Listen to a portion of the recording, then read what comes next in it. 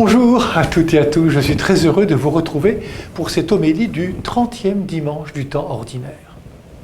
Le chapitre 10 de l'évangile de Marc, que nous avons lu tout au long de ces dimanches du mois d'octobre, se termine par le récit de la guérison de Bartimée, l'aveugle de Jéricho. Jéricho, c'est la dernière cité avant l'entrée à Jérusalem où Jésus, après avoir été acclamé, sera arrêté, condamné à mort, crucifié.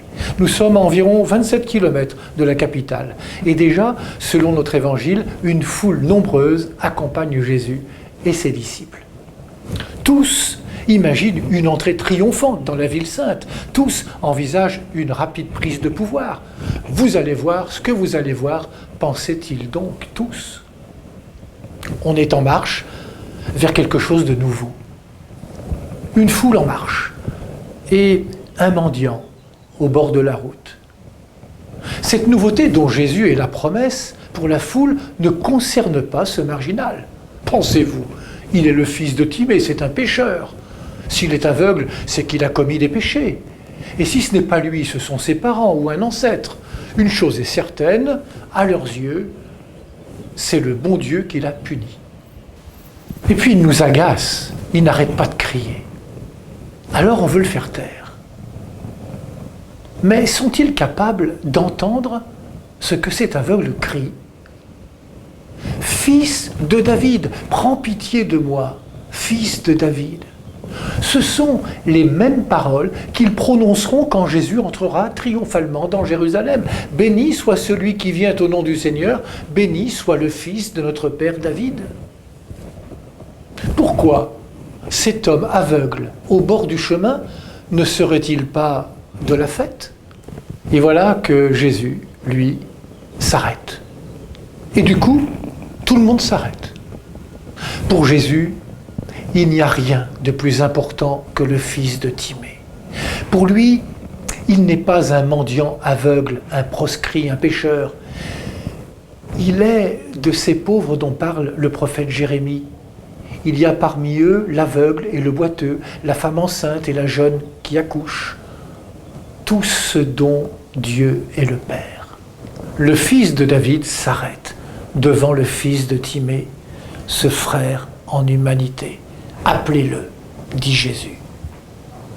Tout se joue sur la confiance. Confiance, lève-toi, il t'appelle. Toutes nos relations reposent sur la foi. Vie conjugale, éducation des enfants, amitié, collaboration au travail. Dès qu'on n'a plus confiance les uns dans les autres, les relations s'effondrent. Le cri de Bartimée est le cri de la confiance. Et il faudrait que ce cri soit plus fort que toutes les voix extérieures et intérieures qui proclament que l'homme du 3e millénaire n'a pas besoin de Dieu.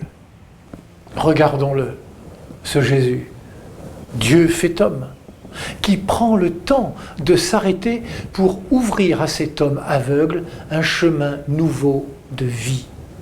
En se mettant à sa portée, il lui demande « Que veux-tu que je fasse pour toi ?»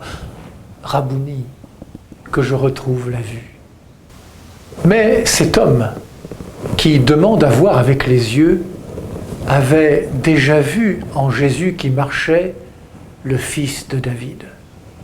C'est cette foi qui lui ouvre les yeux par la présence active de Jésus. Que fait l'aveugle que la foi a sauvé de son mal ? Eh bien, regardons l'Évangile. Il suivait Jésus sur le chemin. Il ne suffit pas de voir, il faut encore suivre Jésus sur le chemin. Sans la foi, nous ne pouvons pas marcher. Nous demeurerons comme l'aveugle, assis au bord de la route. Une foi qui ne nous met pas en route est une foi morte. Alors, frères et sœurs, osons demander au Seigneur de retrouver la vue.